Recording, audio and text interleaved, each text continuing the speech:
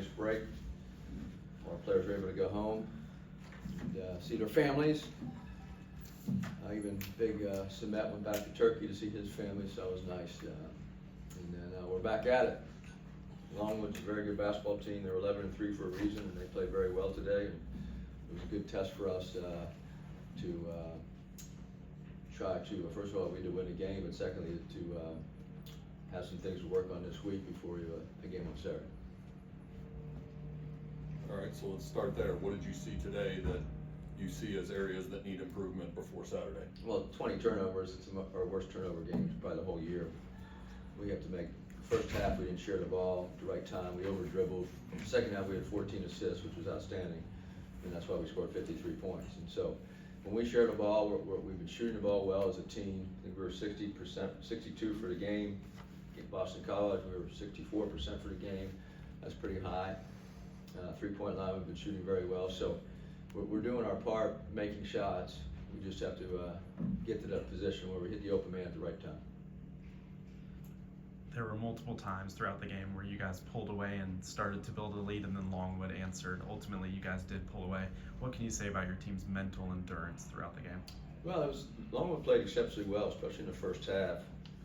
We had that 13-point lead, and they cut it down to 2, or tied the game up right before halftime. So I got to give them credit. They were 11-3 for a reason. They're a good basketball team, and they played very well. They made shots today.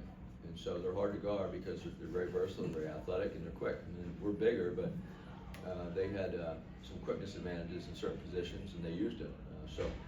I'm proud of our guys to come out in the second half and make those 2 threes early, get some defensive stops, and then we were able to push the game out a little bit to make it with a 16-point win. Along those lines, what did you and your team discuss at halftime? You started with I think it was a 15-3 run to open the second half. What kind of changes did you make? Well, starting on defensive, I gave up 43 points in the first half. And, the ball screen coverage was not very good. Our bigs weren't challenging their shots. Our guards weren't getting over underneath quick enough. Our weak side, help side wasn't in the right position. So that was number one. And number 2 was 5 assists at halftime for a team that scores the ball like us is not good enough. And so our guys did a really good job on both in the second half. For a team that's brought in so many different players from different programs, playing for a new coach, are they meshing the way you would like to see them 13 in, or is there a level more that you'd like to see? No, our team has really improved. We are a totally different team than we were when we started the season. A lot of that is the improvement on defense. Other than today's slippage, we've been defending at a very high level the last 5-6 games. Offensively, we're sharing the ball. They know what it takes, the formula for success defensively and offensively, and they're buying into it. And we have it's a fun group to coach. They are very mature most of the time, and we can really score the ball, push it out. I think we scored over 104 times, and today had 98. So I think offensively we're playing at a pretty high level. We were hoping with the transfer portal, so many guys we recruited had averaged double figures at their previous universities, that we would be able to be versatile enough, mix and match different, go big, go small, but still be able to score the ball, no matter if we were big or small on the defensive end. So we're proud of our development. Our guys have played hard. Our team's improved. Matt was hurt the first possession of the first game, so that hurt us as a team. It hurt him because he had been playing very well, and then he was hurt. Missed about 2 weeks of practice, and then it took him a while to get back, and then Cement didn't play the first couple of games. And so we are a different team now, and a better team than when we started the season. What did you see from Johan tonight that seemed, arguably his best game in an SMU uniform? Well, he was extremely aggressive on the rebounding. He was not at Boston College, so that's part of player development, learning from your mistakes, learning to try to get better, and he was extremely impressive tonight. He was energetic. He went after. He pursued the ball, rebounding wise, on the offensive and defensive end. And I might have had his career high in rebounding. I don't know if 11 is his career high, but to have 20 points, 11 rebounds, he was doing what it took to have a good game.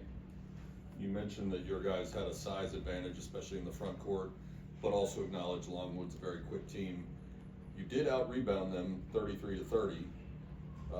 They had a 15-8 edge on offensive rebounds. Is that Are those numbers you kind of anticipated facing a team like this, or is that an area of concern that will be focused on this? Well, the week? 15, they missed 38. They missed 38 shots. You know, and we only missed 19. So we rebounded 8 of our 19 misses, and they rebounded 15 of their 38. So sometimes when you shoot 62% from the field, you don't have as many chances to rebound your own misses. But we have been one of the best rebounding teams in the country before this game, and we had a little slippage against Boston College. They had 20 offensive rebounds against us. But more possessions and more shots and more misses can feed into those numbers, but we have to do a better job of pursuing the ball, meaning our guards have to come back and rebound. They just can't box out and stand and stare. They have to go pursue the ball. And I thought Johan did that at a high level today, which he had not been doing. And some of our guards still need to improve on that. You've had Virginia in here on a day when the football team was playing a championship game elsewhere. What does it mean for the transition of this program, Duke being Duke, to host them this Saturday, especially with you playing well?